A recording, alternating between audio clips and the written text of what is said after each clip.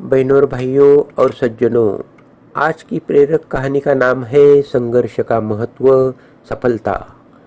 एक बार एक किसान परमात्मा से बड़ा नाराज हो गया। कभी बाढ़ आए, कभी सूखा पड़ जाए, कभी धूप बहुत तेज हो जाए, तो कभी ओले पड़ जाए। हर बार कुछ न कुछ कारण से उसकी फसल खराब हो जाती थी। एक दिन बड़ा तंग आकर उसने परमात्मा से कहा, देखिए प्रभु, आप परमात्मा है, लेकिन लगता है आपको खेतीबाड़ी का ज़्यादा जानकारी नहीं है। एक प्रार्थना है कि एक साल मुझे मौका दीजिए, जैसा मैं चाहूँ वैसा मौसम हो, फिर आप देखना मैं कैसे अन्न के भंडार भर दूंगा।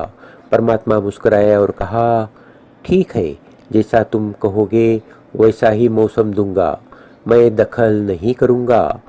अब किसान ने गेहूं की फसल बोई। जब धूप चाहिए तब धूप मिली, जब पानी चाहिए तब पानी मिला।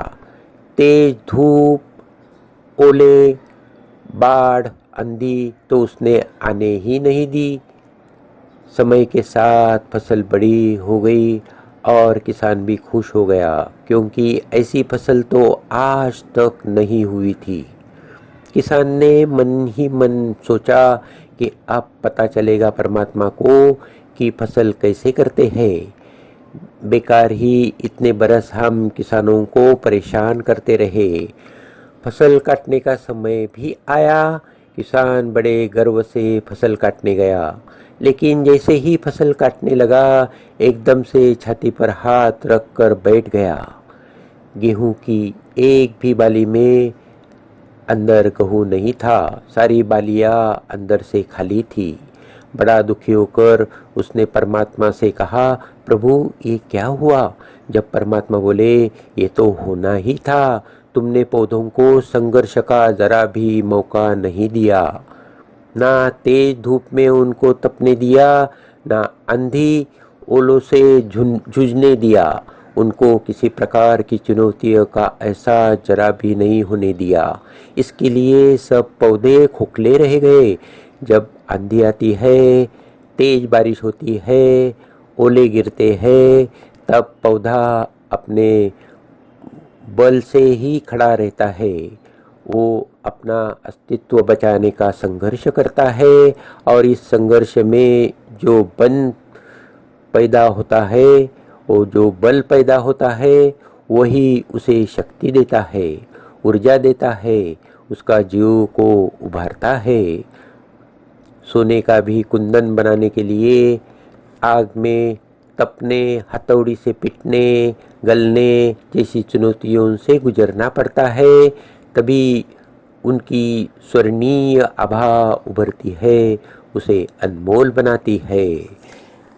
अपने जीवन में भी हमें याद रखना चाहिए कि अपने बच्चे जब जन्म लेते हैं तो वो पहले रोते हैं, और वे रोना ही चाहिए, वरना उनमें किसी कमतरता की संभावना होती है। बच्चों के रोने का कारण शारीरिक होगा तो डॉक्टर इलाज करते हैं, लेकिन उनका रोना अगर नैसर्गिक है तो उनको मनसोक्त रोने दो। इससे उनकी वाणी प्रबल होती है और बाद में मन शांत होता है तो उनका रोना भी बंद हो जाता है। बच्चे जब बड़े होने लगते हैं तो वे खड़े होने का प्रयास करते हैं, चलना सीखते हैं और गिरते भी हैं। उनको जो चाहे उनके मन से करने दो, हर चीज उनको अपने आप सीखने दो, जबरदस्ती या उनकी सहायता नहीं करना। बच्चे अपनी अंदर की प्रेरणा से प्रभावशाली बनते हैं और बिना किसी सहायता से अपना मनचाहा कार्य करते हैं। यही सीख उनको आगे चल के उनके जीवन में काम आती है। नई प्रेरणा लेके अपने उम्मीदों के सहारे वे आगे बढ़ते हैं।